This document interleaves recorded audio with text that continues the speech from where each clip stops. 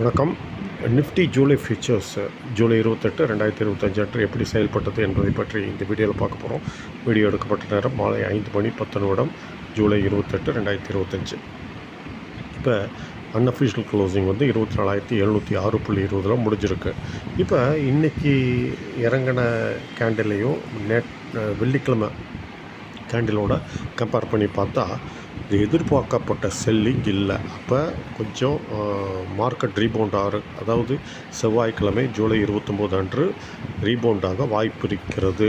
இது எப்படின்னு பார்த்து ஏன் ரீபவுண்ட் ஆக வாய்ப்பு இருக்குன்னா, இன்றைக்கி 24,657 உடைச்சிருக்கணும், உடைக்கலை. அப்போ என்ன அர்த்தம்னா, காளைகள் மீண்டு வர வாய்ப்பு. சரி, காளைகள் மீட்டு வரணும்னா ரெண்டு வாய்ப்பு இருக்குது. ஒன்று, இப்போ 24,706லேருந்தே ஏறுச்சுன்னா 24,964 வரை போக வாய்ப்பு, அது ஒன்று.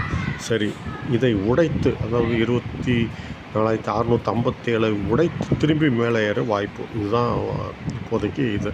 சரி, இப்போ நிலைகளை பார்த்துருவோம்.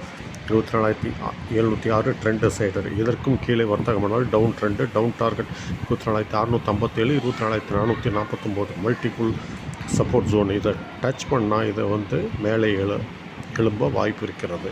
சரி, இதற்கு மேலே வர்த்தகமானால் அப் ட்ரெண்டு, அப் டார்கெட் 24,964.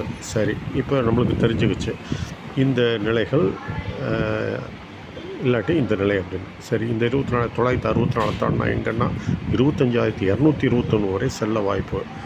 சரி, 24,449 உடைச்சதுன்னா என்ன ஆகும் அப்படின்னு பார்த்தா 24,192 என்ற நிலைக்கு சரியாக கூடும். இதுதான் எதிர்பார்ப்பு. காலை புதிய வீடியோவை வெளியிடுகிறேன். நன்றி, வணக்கம். மீண்டும் அடுத்த வீடியோவில் சந்திப்போம்.